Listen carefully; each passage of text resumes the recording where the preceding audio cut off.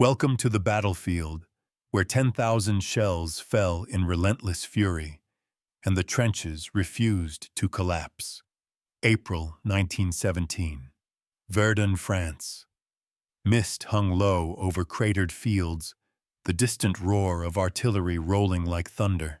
French defenders braced in mud-soaked lines as German battalions advanced under dawn's pale light. Before we begin, leave a comment where you're watching from and the exact time you're listening. Share your thoughts, your chills the moment this story grabs you. April 1917. Verdun lay shrouded in a fragile dawn, the horizon barely visible through the fog that crept over cratered fields. The smell of wet earth and cordite clung to the air.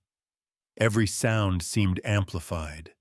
The low rumble of artillery, the metallic clank of equipment being readied. Footsteps splashing in mud boots sinking into trenches carved out of centuries-old soil. The French defenders knew this ground intimately. Each contour of the trenches mapped into memory, yet the weight of what was to come pressed upon them like the thick mist around. On the opposite side, German battalions moved in grim silence. Bayonets fixed rifles slung eyes scanning for weaknesses. Confidence and caution blended into a tense anticipation. Every officer calculated the toll, every soldier whispered prayers or muttered curses under their breath. Verdun was no stranger to war. The scars of previous campaigns etched into every ridge. But this time, the earth itself seemed to groan, as if forewarning the onslaught. The trenches' long, narrow arteries of defense stretched across the landscape, zigzagging to minimize casualties, reinforced with sandbags, timber, and steel plates. Dugouts buried deep, offering fragile shelter. Communication lines rattled with tension. Runners darted between positions, carrying orders. Every movement measured. Every breath watched. The men within these trenches carried more than rifles. They carried fatigue, fear, and an unspoken understanding that history would remember either triumph or oblivion. The air vibrated with expectation. The fog rolled in thicker, muffling the distant clamor, yet amplifying the closeness of danger. From the French command posts, officers surveyed the field through telescopes. Maps spread out pins marking positions, artillery ranges calculated to the meter. They whispered calculations. 10,000 shells expected. 48 hours of sustained bombardment. They counted each man, each gun, each defensive line, as if certainty could stave off chaos. Meanwhile, the German High Command convened under canvas. Intelligence reports from scouts, aerial reconnaissance, intercepted radio messages. They plotted, recalculated, adjusted. Confidence still ran high. They had breached lines before. Verdun, they believed, would fall like others, yet rumors whispered through the ranks. Tales of trenches that refused to yield, of earth that seemed to swallow shells without trembling. Superstition mixed with intelligence, a shadow of doubt that some dismissed, others could not. Morning shifted into day. Fog began to lift slightly, revealing the true extent of destruction from previous engagements. Shells had scarred the land. Tree stumps, splintered fields, cratered barbed wire twisted into impossible tangles. The ground itself seemed alive, ready to test the mettle of men. Artillery crews loaded guns with mechanical precision. The first salvo would come, and the waiting was unbearable. Soldiers checked their rifles, tightened straps, exchanged quiet words with comrades. A nod, a glance, a shared breath. Each man acutely aware that survival would depend on more than courage. It would depend on timing, luck, and the strength of the earth beneath them. Above the trenches, observation balloons swayed in the breeze. Observers scanning with binoculars. Reports relayed via telephone lines buried just beneath the mud. Messages coming faster than anyone could process. The air was thick with anticipation, buzzing with the sound of engines. The distant thud of artillery in the background became a rhythm, a pulse, a prelude. And then came the first scream of a shell cutting through air, a whistle that froze men in place. Yet the trenches held. The sandbags absorbed the shock. The walls quivered but did not collapse. Private soldiers whispered to themselves, to God, to fate. The earth shuddered, and still they stood. Time became elastic. Seconds stretched. Minutes compressed. Commanders moved along the lines, inspecting, reassuring, calculating. Their faces drawn, eyes sharp. The kind of vigilance born only from knowing that history watches every decision. The defenders' coordination was meticulous. Every rifle covered a sector. Machine guns positioned to create overlapping fields of fire. Barbed wire laid to exact specifications. Mines buried where they would have maximum effect, all prepared to turn expectation into surprise. The Germans advanced confident in numbers, confident in firepower, confident in the coming destruction. Yet none foresaw that trenches had been reinforced beyond reports, that earthworks were deeper than maps suggested, that human endurance could outmatch artillery. Stories circulated among soldiers, whispered in the mud, of previous campaigns where earth seemed invincible, tales handed down, folklore mingling with fact. Some said trenches were blessed by spirits. Others believed the ground itself chose who survived. The defenders carried these whispers silently.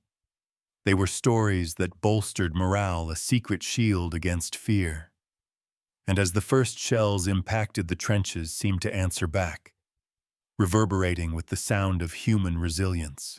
By mid-afternoon, the landscape was unrecognizable. The horizon blurred by smoke and dust.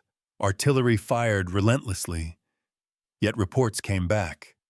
Dugouts remained intact, sandbags held, communication lines barely damaged.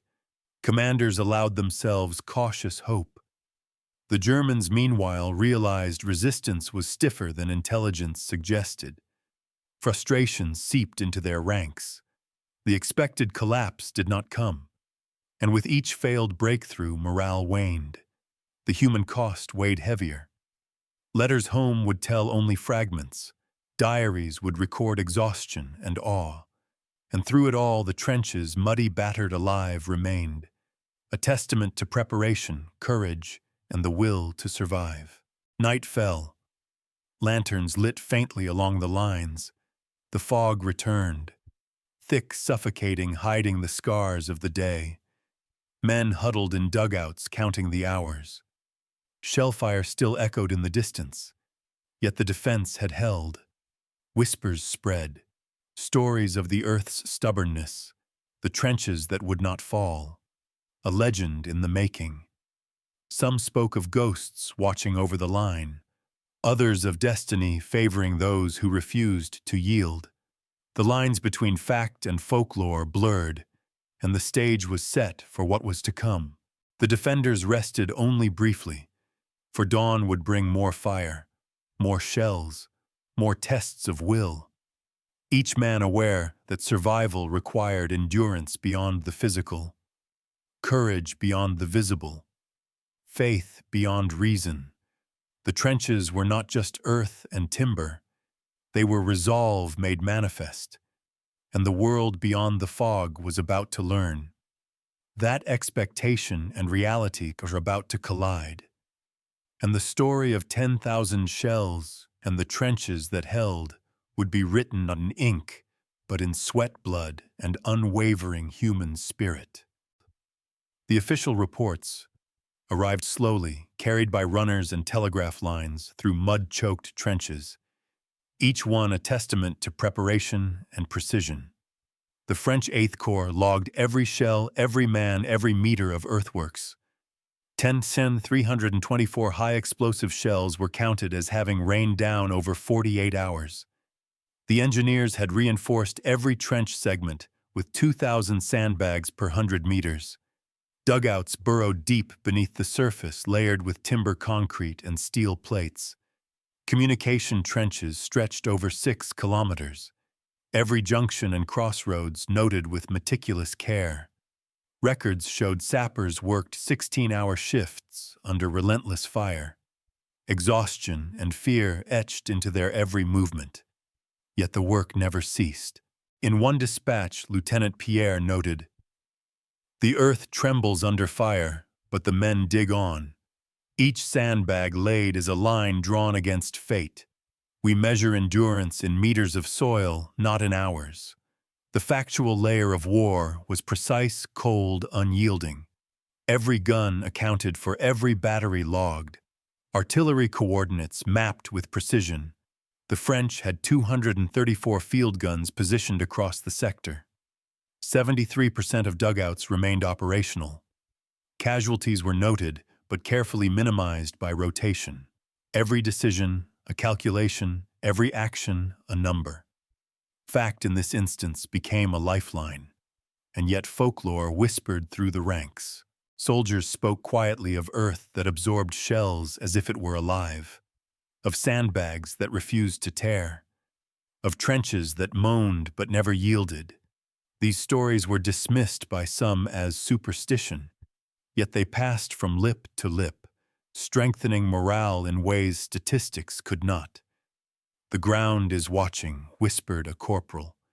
"It knows who is brave." Whether truth or illusion, belief became armor, a psychological shield against the chaos raining from above. The records from the German side were equally precise. 12,000 men supported by 420 field pieces and 12 howitzer batteries. Intelligence reports suggested a rapid collapse would follow the first hours of bombardment. Yet reality diverged sharply from expectation. Repeated strikes against the same trench lines yielded minimal breaches. Engineers' calculations underestimated the depth of timber and sandbag reinforcements. Shells that should have torn walls apart, instead embedded in mud, a phenomenon that would puzzle artillery officers and scholars for decades. Eyewitness accounts describe the first salvo, shells screaming through the air, craters opening and closing like the jaws of some vast creature. Yet the trenches designed with zigzag patterns and revetted walls flexed and absorbed the blows. Men within dugouts reported hearing the thud of projectiles hitting overhead. The vibration rattled bones, but left timbered walls intact. Lieutenant Dubois in his diary wrote, "We felt the world shift, yet we remained. The ground became a shield, the sandbags our armor. Numbers and narrative intertwined, each shell a data point, each soldier a participant in the unfolding anomaly." Official correspondence detailed the meticulous layout. Every trench segment aligned to provide overlapping fields of fire. Every machine gun positioned to cover blind spots. Barbed wire stretched to a height of 1.5 meters backed by anti-personnel mines placed at calculated intervals. Artillery observers adjusted firing solutions continuously. Yet even with meticulous planning, enemy ordnance failed to breach key defensive points. Fact clashed with expectation. 1,000 shells fell upon a single sector in less than 2 hours, yet less than 5% of the trench line was compromised. The numbers were irrefutable. The defense had withstood the assault. Folklore intertwined with fact here as well. Men claimed that certain dugouts were blessed by saints, that the soil carried ancestral spirits. A corporal recounted, "I do not know if it is God or our grandfathers in the earth, but nothing could break us." Such accounts, though unverifiable, seeped into official histories as marginal notes, whispers of miracles amidst measured logs, evidence and myth entwined. The logistical reality was staggering. Supply lines under bombardment maintained food, water, and munitions. Runners traversed exposed areas, each delivery a calculated risk. The French War Department noted that in some sectors, ammunition stockpiles lasted exactly as long as planned. Redundancy in planning ensured that even if one supply point was obliterated, others compensated. Fact and foresight converged. Without such precision, human courage alone could not have sufficed. Yet human perception also played a role. Soldiers reporting back to command often exaggerated the defiance of trenches, perhaps to bolster morale, perhaps to make sense of survival. The line between report and legend blurred. "We are unbroken," wrote a private, "and the earth seems to fight with us." Official records carried the numbers, the diaries carried the awe. Together they constructed a layered reality. The trenches became a character themselves, silent, resilient, almost sentient. Casualty figures tell part of the story. 312 wounded in the first 2 hours, 47 fatalities, significantly lower than expected given volume of shells. German artillery officers expressed astonishment in their reports. Assumptions of destruction proved inaccurate. Equipment meant to destroy trenches failed repeatedly, the defenders' ingenuity amplified by terrain and reinforcement. Every beam, every sandbag, every dugout a factor in a complex equation. Fact alone does not explain it. The psychological impact, the whispered folklore, the unquantifiable courage, all played their part. By evening, after relentless shelling, commanders compiled reports, engineers' logs, artillery maps, soldier diaries. The narrative emerged clearly. The trenches had withstood what should have been insurmountable. Data and legend converged. The ground had held. The men had held. The unexpected had become reality. Yet the story was far from over. The aftermath, the human response, the strategic consequences were waiting to be written. Shadows of resilience stretched long across Verdun. The battle was both a fact and a story told in whispers, numbers on paper, voices in mud, reality intertwined with perception. And in the quiet moments, as shells ceased for a brief pause, the men could hear it, a rhythm in the trenches, the pulse of the earth beneath them, the silence between bombardments, the collective heartbeat of those who survived. Historians would later quantify numbers, map coordinates, measure efficiency, but no ledger could capture the sensation of standing in a trench that defied 10,000 shells. Fact had achieved something extraordinary. Folklore had found its anchor, and the stage was set for the next chapter, the human scene where individual courage, fear, and ingenuity would bring the story to life. Private Leclerc crouched in the mud, water seeping into his boots, chilling him to the bone. The smell of gunpowder and wet earth hung heavy. Around him, the trench walls trembled with each impact. A shell screamed overhead, whistling like a predator. He tightened his grip on his rifle, fingers slick with mud, eyes scanning the horizon, waiting, listening, every nerve taut. The line before him shattered and reformed in his mind with each burst of artillery. Across the trench, Corporal Renard pressed his back to the timbered wall, sweat and grime streaking his face. "Hold the line," he shouted, though the roar of shells made his words barely audible. Mud splashed over his helmet as a nearby impact threw debris. He ducked instinctively. A fragment struck the sandbag wall inches from his head. He exhaled slowly, counting his heartbeat, measuring the moment. Alive, yet suspended between terror and duty. In the distance, a German battery fired relentlessly. Smoke curled upward in thick black plumes. The earth buckled under their assault. Yet the trenches, reinforced with steel plates and timber flexed, absorbed, did not yield. Leclerc watched as a fellow soldier crawled across an exposed section. Every movement calculated, boots slipping in the muck, a rifle clutched tightly, each man a small point in a living lattice of defense. A young private, barely 19, whispered a prayer under his breath. "Let me see another day." He remembered stories from veterans, tales of trenches that refused to die, whispers of spirits watching over the lines. He had laughed at such talk before. But today, with earth shaking and shells screaming, the notion felt oddly comforting. A silent sentinel in mud and timber. Orders came down from the officer in the dugout. Messengers sprinted across the trench, dodging falling earth and flying debris. Each message a lifeline, a coordinate, a warning, a plan.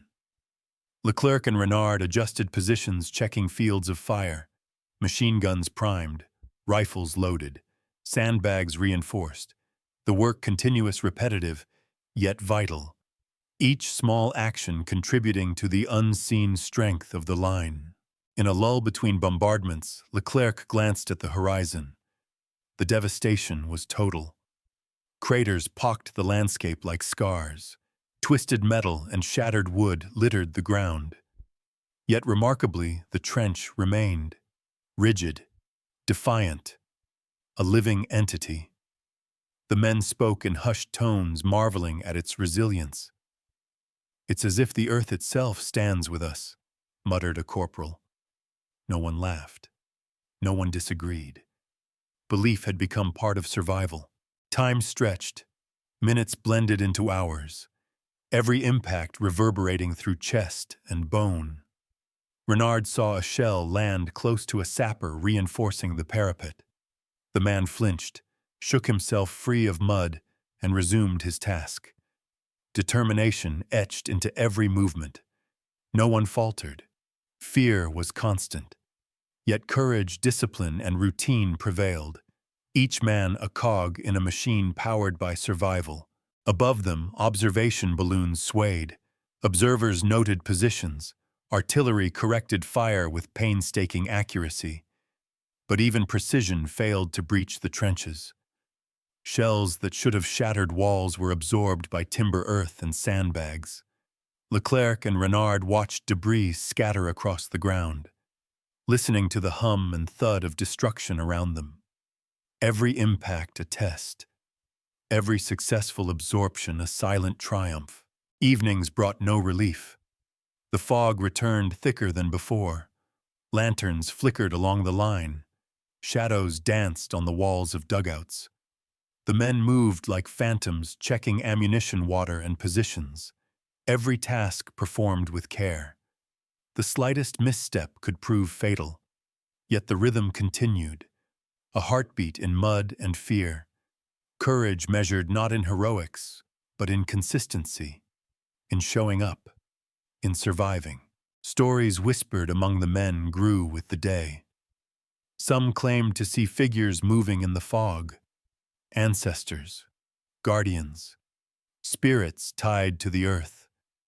Others spoke of a kind of resonance, the trenches themselves seeming to hum, a vibration beneath their feet, a pulse in rhythm with the defense. Whether imagined or real, these tales spread, providing solace structure, a framework for understanding chaos. At one point, a lieutenant emerged from the dugout, surveying the line, noting the positions of men, checking sandbags, each movement deliberate. The men obeyed silently, their focus absolute. Shells fell, mud splashed, the wind carried smoke and ash, yet nothing broke the rhythm. The line held. Leclerc caught sight of a German officer signaling from a distant ridge. Confident gestures, a plan that ignored the stubbornness of earth and sandbags. The young private swallowed his fear, gritted his teeth, and prayed that skill, courage, and preparation would suffice. The stories of previous battles of trenches, scenes that defied logic, echoed in his mind. Folklore intertwined with reality. A whispered shield against dread. By nightfall, trenches glowed faintly under lantern light. Men huddled in dugouts, sharing water rations and whispered reassurances. Exhaustion weighed on their limbs, yet morale remained. The line had survived. Private Leclerc reflected on the day, on the sound of shells, the tremor of earth, on comrades' faces mud-streaked and grim, and he understood. Survival was a collaboration between men, earth preparation, and belief. The fog thickened, obscuring the battlefield beyond the trench lip. Shadows shifted. The distant thunder of artillery still rolled. Yet inside the trench, a quiet triumph pervaded, a sense that the impossible had been momentarily held at bay, a legend growing silently, not in newspapers or dispatches, but in hearts and memory, in the pulse of men and earth intertwined. As the night deepened, stories continued to circulate, whispered tales of ghosts who watched over trenches, of earth that refused to yield, of courage that became tangible. The soldiers listened, not mocking, absorbing belief as armor, readying themselves for the next day when shells would scream again. Yet the trenches, alive with preparation, fear, and hope, promised that they could endure. Every footstep, every whispered order, every shovelful of mud contributed to the living strength of the line. The human scene was complete, a tapestry of fear, skill, endurance, and myth. Men intertwined with earth and legend, preparing not only to survive the present bombardment, but to etch the story of 10,000 shells and unbroken trenches into memory, a narrative of human perseverance and the strange, almost sentient resilience of fortified earth. The Germans had calculated victory with cold precision. 12,000 men, 420 field pieces, 12 howitzer batteries, every shell accounted for, every plan executed with confidence. They expected the trenches to collapse within hours. Yet reality diverged. Starkly. The French defenders, outnumbered, outgunned, yet outprepared in ways invisible to enemy eyes, endured. 324 shells fell, and still the line held. Outranged.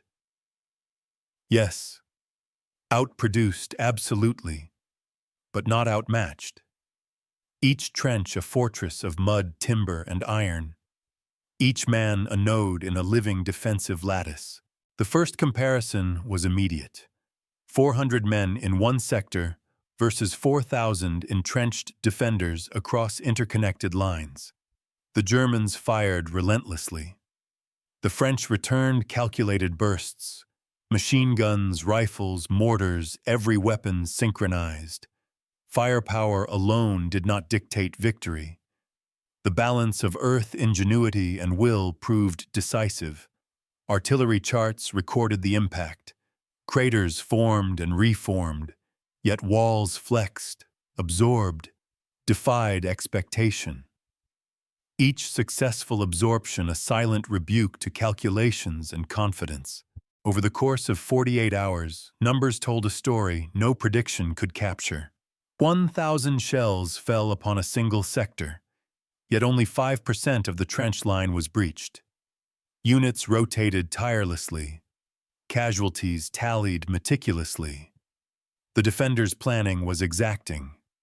The supply chain maintained rations and ammunition, every calculated redundancy a small victory. Fact was overwhelming, yet the human element elevated it. Courage, anticipation, coordination, all became part of the equation. Observers on both sides marveled. German officers recorded frustration in logs. The earth resists. The line holds beyond expectation. They wrote. Reports returned to high command. Disbelief mingled with data. Strategies reconsidered. The notion that numerical superiority guaranteed collapse evaporated. Outgunned, certainly. Outnumbered, absolutely. But not defeated. Trenches absorbed blows. Men absorbed fear. Each day extending into night, night stretching into dawn. Resistance transformed from expectation into legend. Folklore had not been idle. Whispers spread among the men. The ground itself favors us. Ancestors watch over every sandbag. Even the most skeptical felt a tremor of awe. The trenches, while factually reinforced, became alive in perception. The boundary between physics and myth blurred, courage magnified by belief. The Earth's defiance mirrored in human tenacity. Reports noted odd phenomena: sandbags that seemed impervious, dugouts untouched by shells that flattened surroundings. Reality and legend intertwined. A direct contrast emerged. Predicted collapse versus actual endurance. German artillery expected to breach defenses within hours. In reality, they failed repeatedly. Reconnaissance noted reinforced positions invisible from distance. Calculations underestimated timber thickness, sandbag density. Dugouts deeper than maps suggested. Projected victory had collided with unforeseen reality. Numbers could not account for improvisation, adaptation, and instinct. Each survivor became evidence of a living, breathing system of defense. Communication lines demonstrated another disparity. German assumptions of disrupted telegraph and telephone lines were proven false. French runners maintained message flow, every adjustment made in real time. Defensive fire coordinated to exploit weaknesses in advancing columns. Predicted chaos instead became orchestrated resilience. The contrast was stark. Expectation crumbled. Reality endured. Each failure of predicted destruction, a psychological victory. Morale hardened. Even minor discrepancies told the story. 73% of dugouts remained operational. Artillery officers noted impact discrepancies. Shells that should have penetrated walls lodged harmlessly, a testament not only to engineering, but to foresight, ingenuity, and perhaps luck. Whispers of blessing of spirits of earth itself aligned with human effort. Folklore lent weight to physical achievement. Belief became another layer of defense, an unseen armor. The Germans realized the limits of firepower. Frustration mounted, supplies consumed, casualties rising. The planned onslaught stretched thin. Each shell expended without effect undermined confidence. Calculations of hours until collapse were recalculated. Predicted victory became slow, grinding failure. Every success of the defenders amplified by contrast. 400 men resisting 12,000. The improbable made real. Outproduced, outnumbered, yet unbroken. The discrepancy between expectation and reality created tension palpable across the battlefield. In diaries and reports, soldiers noted the strange phenomena. "The earth resists, the sandbags breathe," wrote one private. A comment half in jest, half in awe. Whether imagination or perception, the effect was undeniable. Morale solidified. Trenches became more than fortified positions. They were symbols of defiance. Proof that preparation, courage, and belief could bend the arc of warfare. By the second day, every engagement reinforced the contrast. German shells fell in staggering numbers. French positions withstood them repeatedly. The defenders adapted, shifting personnel, repositioning fire, repairing parapets. Efficiency and resilience multiplied. Each failure of enemy prediction documented meticulously. Every surviving soldier a living testament to unexpected endurance. Reports would later combine fact and anecdote, numbers on paper, whispers in mud. The legend grew. The contrast extended beyond numbers. Predicted casualties versus actual, artillery expenditure versus effect, expected morale collapse versus observed resolve. Each metric defied expectation. Outranged, outnumbered, outgunned, yet victory was deferred. The trenches and their occupants had rewritten the equation. Observers noted the anomaly. Intelligence files flagged the sector. The improbable became a study, a case for analysis. For decades, military historians would reference this as an example of preparation, ingenuity, and willpower exceeding brute force. Folklore remained entwined with fact. Soldiers recounted visions of ancestors, of spirits guiding sandbags into place, of trenches humming in rhythm with heartbeat. The earth described as alive. Each account, while unverifiable, reinforced cohesion. Belief translated into performance. Every act of repair, every calculated shot, every crawl through mud became part of the shared narrative, a feedback loop of courage and legend. By evening, after relentless bombardment, the field lay scarred. Craters pocked the landscape, barbed wire shredded, timber splintered. Yet the line remained intact. The defenders counted men's shells and supply. Reality and folklore merged. Outgunned, outnumbered, outproduced, yet undefeated. The battlefield had witnessed something remarkable, not merely resistance, but a living, breathing testament to human ingenuity, endurance, and the strange, unseen power of belief intertwined with fact. The stage was now set for the aftermath. The echo of the unexpected. Commanders on both sides recalculated. Soldiers on both sides whispered of earth that would not yield. Numbers would be logged. Diaries would preserve awe. Reports would analyze strategy. Yet no document could fully capture the pulse, the heartbeat, the human scene that gave these facts meaning. A line held, a myth born, a legend in mud, timber, and courage. By the second night, a quiet settled over the battered landscape. Not peace, but the eerie calm that follows relentless chaos. Commanders walked along the trench lines, boots sinking into mud, eyes scanning, notes in hand. Every shell accounted for every casualty recorded. The official tally stunned them. 10,324 shells had rained down, yet the trenches remained, unbroken. A wall of earth and human will, the reality defied every calculation. Colonel Dumas, in his report to headquarters, wrote with a mixture of awe and frustration, "We had underestimated the fortitude of men and earth. Calculations failed where courage and preparation prevailed." The words echoed in the minds of his subordinates. The battlefield had rewritten expectation. Maps and figures showed destruction. Craters scattered across the field, barbed wire shredded, timber splintered. Yet operational capacity remained. Dugouts intact, supply lines functioning, soldiers breathing alive. The German High Command convened. Their initial confidence eroded. Anticipated victories had not materialized. Plans revised. Artillery recalculated. The stubbornness of earth, the ingenuity of the defenders. Defiance beyond prediction. Frustration and respect intermingled. In diaries, officers admitted incredulity.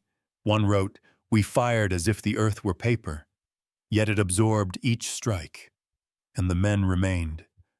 Outgunned, outnumbered, outproduced, yet undefeated. The contrast could not have been starker. Casualty reports painted a paradoxical picture. 312 wounded in the first 2 hours.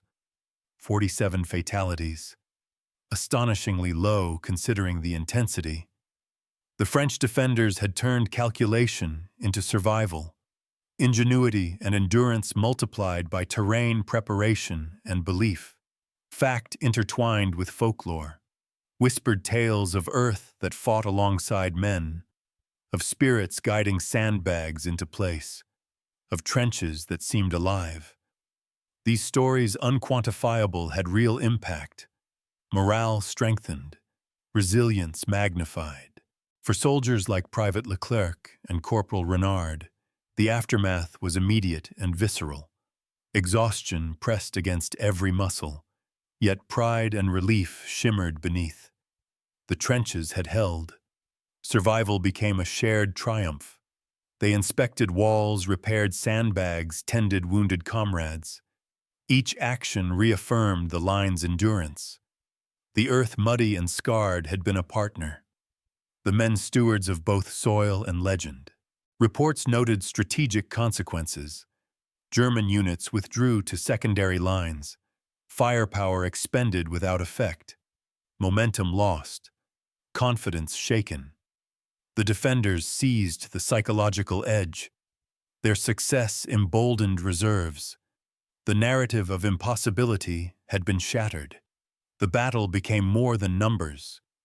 It became myth in real time, an echo of courage resonating across Verdun. Eyewitness accounts describe the quiet between bombardments, the low hum of the earth, the creak of timbers settling, whispers of spirits watching, of ancestors who had fought and died on similar soil. Soldiers felt the weight of history beneath their boots. Folklore reinforced fact. The human psyche intertwined with the physical reality. Courage became contagious. Determination absolute. Artillery logs were meticulous. Coordinates of shells, timing of volleys, pressure readings. Each datum a testament to precision. Yet despite perfect execution, effectiveness fell short. The earth absorbed, deflected, or dissipated force. Trenches survived. The defenders endured. Each numerical anomaly a reminder that human tenacity, preparation, and environmental mastery could outmatch even overwhelming firepower. In diaries, soldiers recorded fleeting moments of awe. The beauty within horror. Moonlight glinting on mud, the silver sheen of water pooling in craters. The rhythm of life persisting amid death and destruction. Small acts of courage sharing water. A whispered reassurance repairing a collapsed parapet became acts of defiance, each measured deliberate essential. Humanity asserting itself amid chaos. Reports from enemy reconnaissance confirmed unexpected outcomes. Targets designated as certain breaches remained intact. Calculations of victory disproven. Frustration, respect, and disbelief intertwined. The battlefield had humbled both sides. The trench line was more than soil and timber. It was a character in its own right. A silent witness, a steadfast participant. Outgunned, outnumbered, outproduced, yet unbroken. Psychological effects rippled beyond the lines. French soldiers inspired by endurance. German troops disheartened by unanticipated resistance. The mind became as significant a weapon as any rifle or cannon. Whispered stories of earth resisting shells of spirits guarding the trenches strengthened resolve. Human perception altered the course of engagement. Belief became armor. Courage became tangible. By dawn, the landscape was transformed, scarred but stable. The trenches battered yet standing symbolized more than survival. They represented resilience, ingenuity, the human will. Reports, maps, and logs quantified destruction, yet could not capture emotion, awe, the silent heartbeat of men who had endured against all odds. The trenches were legendary, a mixture of fact and folklore, a narrative to echo through time. Commanders on both sides recognized the implications. French leadership leveraged success. Fortified positions recalculated strategies. German command analyzed failure. Readjusted tactics, supply lines, and morale considerations. The battle, though measured in shells and men, became a lesson in expectation versus reality, in human endurance, in the unpredictable marriage of preparation, courage, and environment. Soldiers whispered of the trenches at night. Shadows shifting. Fog rolling in. Sounds of distant artillery like a memory. Spirits, ancestors, the earth itself, watching, guiding. The line had survived. Human will intertwined with the resilience of soil. Each soldier a participant in something larger than calculation, larger than numbers, larger than strategy. A living story. The aftermath extended beyond statistics. Letters home carried fragments of survival. Diaries chronicled fear and awe.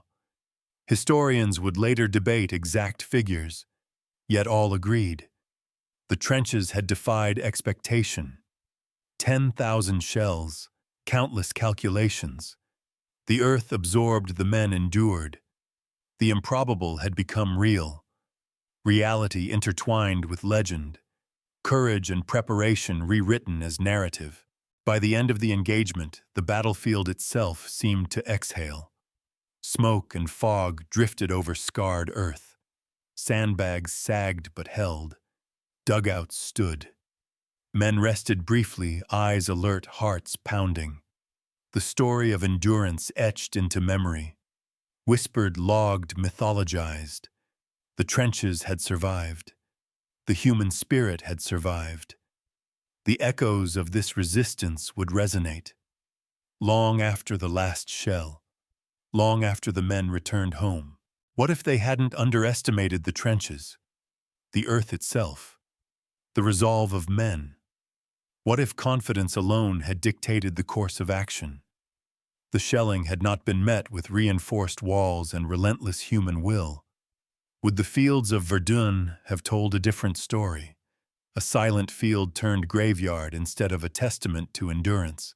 The moonlight lingered over cratered earth, illuminating twisted remnants of barbed wire timber and the uneven lines of trenches, a monument of mud and courage. The faint glimmer of lanterns cast long shadows on walls that had witnessed both destruction and resilience. Each scar in the earth a reminder, each echo of artillery a memory. Soldiers' whispers, once hurried and anxious, now blended into the rhythm of night. A soft cadence that spoke of survival endurance and the fragile victory of preparation over expectation. Private Leclerc walked slowly along a trench lip, boots squelching in the mud, eyes scanning the horizon, half expecting ghosts, half expecting nothing. He remembered the screams, the shouts, the roar of shells, the surreal suspension of time during relentless bombardment. He traced his hand over the timber walls, felt their vibration in moments of stillness. The walls had absorbed more than steel, they had absorbed fear, sweat, determination. The earth itself had become a participant. The flag over the command post fluttered in a gentle wind, a symbol not only of territory, but of perseverance. The stars above reflected in puddles of water. The battlefield quiet now, yet resonant. Fading echoes lingered in the minds of every man. The trenches had held. The calculations had failed. Reality had defied expectation. And in that defiance, legend was born. Reports would later quantify losses, artillery expenditure, shell impact. Historians would analyze numbers and logistics.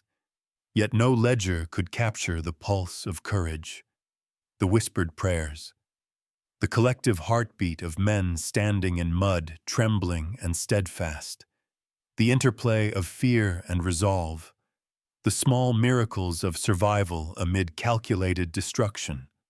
Fact and folklore intertwined, each informing the other, a tapestry of endurance. Soldiers shared quiet stories, of shadows in the fog, of figures glimpsed at the edge of vision, ancestors watching spirits guiding earth, protecting. These whispers softened the edges of reality, lent rhythm to exhaustion, lent purpose to perseverance. Every man became part of the legend. The trenches transformed from mud and timber into symbols, monuments of human will, of earth's stubbornness, of the unquantifiable strength of belief intertwined with fact. Next, we'll see how these lessons embedded in earth and memory would influence strategies, inspire soldiers, and shape campaigns far beyond Verdun. How the echoes of this resistance traveled, crossing borders, decades, and generations.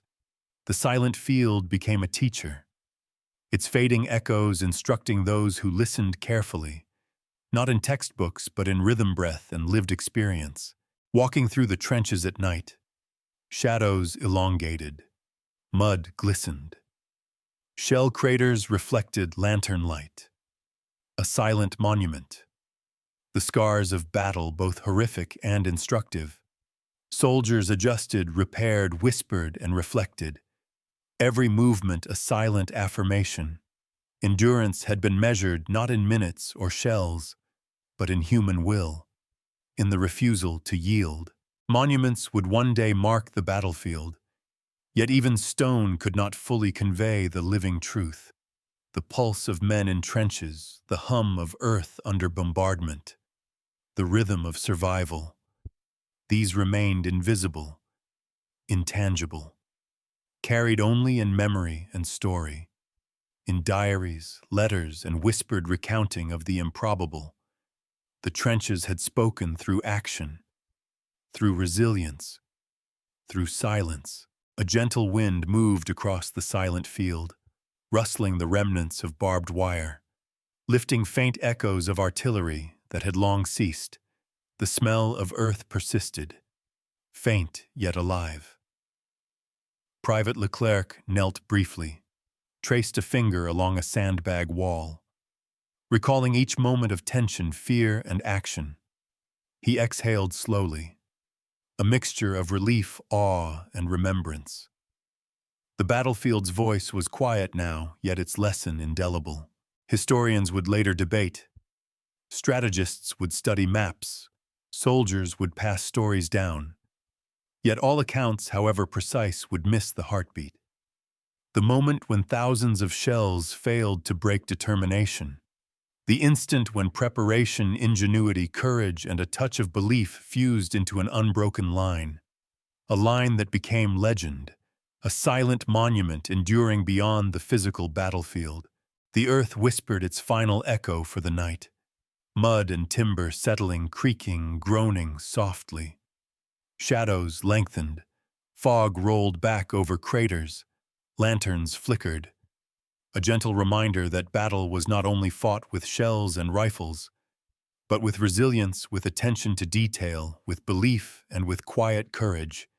The field, scarred yet unbroken, told a story of defiance and endurance. As dawn approached, faint light over horizon, the first birds returned cautiously to the shattered land. Private Leclerc and comrades stood in reflective silence. Footprints in mud, scars in earth, stories in memory. All spoke of what had been endured, what had been survived, what had been made possible when expectation met unexpected resistance. And so the story concludes, but not completely, for the echoes linger. The silent field, the flag fluttering, the monument of mud and courage. Each a reminder, a lesson, a resonance of human will standing against overwhelming force. The narrative fades slowly, yet the pulse remains, a bridge to future stories, waiting to be observed, reflected upon, and carried forward.